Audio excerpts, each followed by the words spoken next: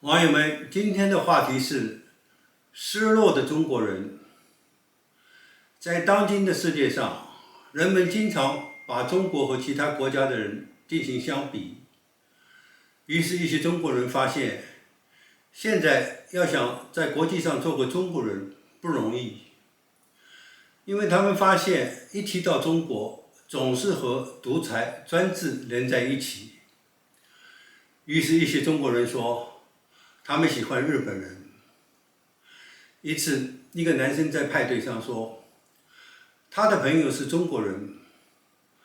但是当他听到有人把他当成朝鲜人时，他朋友不高兴了。他问他朋友说，为什么不高兴？他说，难道人们看不出他是中国人吗？为什么要把他当成是朝鲜人呢？这时一个小姐问男生说，难道那个中国人真的看上去像朝鲜人吗？男生说，他朋友是从中国的农村来的，他看上去真的和朝鲜人差不多。这时那小姐说，既然那中国人看上去有点土，被人当成朝鲜人也没有什么关系，为什么他感到不愉快呢？这时男生说，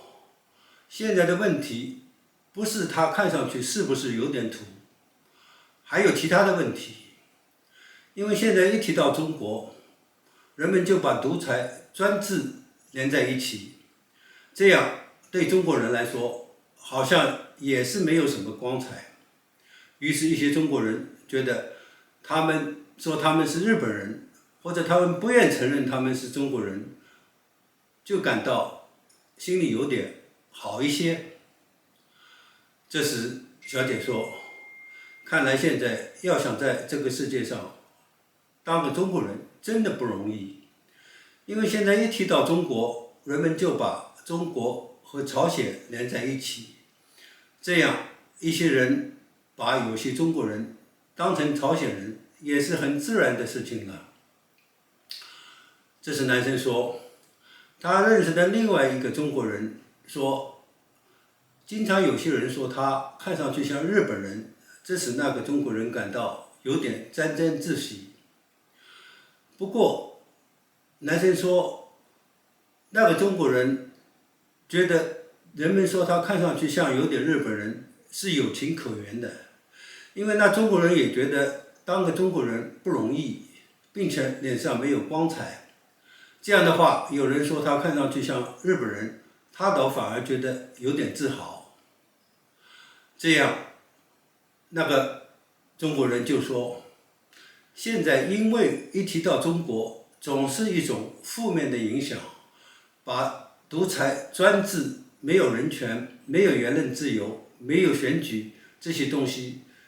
一起都搬出来了。这样，难道他还会认为做个中国人连这点人的基本权利都没有，并感到脸上有光彩吗？所以，当其他人把他当成日本人时，他自然而然就觉得不错了。这样，那个中国人说，现在不仅是他觉得被人当成日本人有一种自豪感，也有不少其他的同胞也感到同样这样。也就是说，现在不少海外的中国人感到有一种失落感，他们觉得他们的政府是独裁专制政府，并且那里的中国人没有选举，没有言论自由，没有人权，这是一种耻辱。所以他到了海外，当然自然而然要做一个有脸面、让人觉得有光彩的人。要是他承认了他是中国人，人们就会问他说，现在中国的政府怎么样了？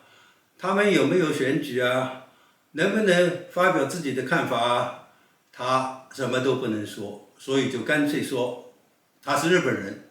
这样倒比较轻松自在了。这是一个中国学者说，他是以前被政府公派到美国来留学进修的。原来那个中国学者是从中国农村来的，他以前也一直发觉人们说他有点土，不过他说他到了美国之后，他改了许多，也就是说他不会随地吐痰，也不会经常到超级市场去试吃那些免费食物。但不管怎么样，人们还是发现了他有不少毛病。这时人们得知，原来那个中国学者被公派到美国来之前，在一个中国的研究机构工作。当时他的想法是，他要努力工作，到美国来做研究生，但是他认为他一直没有办法实现他的梦想。后来他觉得还是走中国的那套老路，就是对上级领导拍马屁，当面一套背后一套，用各种手段骗取领导的信任。他这样做了一阵，居然得到了领导的信任，并被派到了美国来进修。临走之前，他对他的领导说，他学成之后一定回国，来报效领导对他的栽培。但到了美国之后，他却对领导说，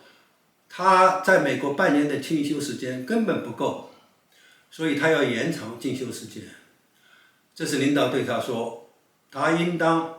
认识到他被派到美国是领导对他的重视，要是他不回国，他就会丧失掉今后在中国发展的大好前途。但那个中国学者却对自己说，他根本不在乎是否能上市，到了中国之后会丧失前途，因为他根本就不打算再回去了，因为他在出发之前就做好了留在美国的准备。这样，男生问那个中国学者，他难道真的不想回中国去发展了吗？中国学者说，他做了这么多努力，就是想要到美国来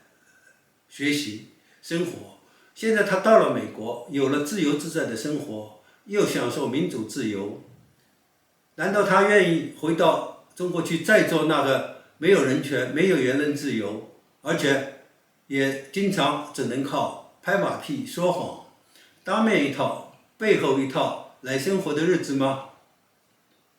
他说他在中国时就感到没有人权、没有言论自由是一种很不公正的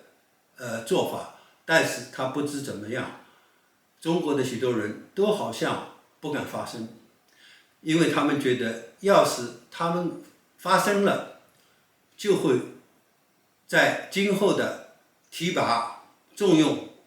和其他方面遭受挫折，所以他们宁愿明哲保身。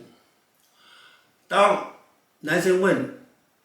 中国学者他对日本人的看法是什么，他说，日本人和中国人很不同，许多中国人又到日本去留学，所以日本人应当是在亚洲人当中的佼佼者。他说，当然他也不喜欢朝鲜人。对于中国人呢，他说中国人因为在那种独裁专制的国家生活了很久，有一种毛病，这种毛病包括爱吹牛、说大话、当面一套、背后一套，又总是喜欢对领导拍马屁，因为他们没有别的办法，他们只能靠这种明哲保身、当面一套、背后一套的办法生活在那个国家。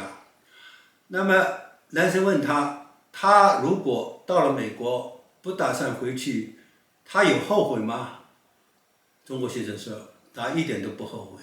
因为他想到美国来，是他一辈子追求的理想、梦想，现在实现了。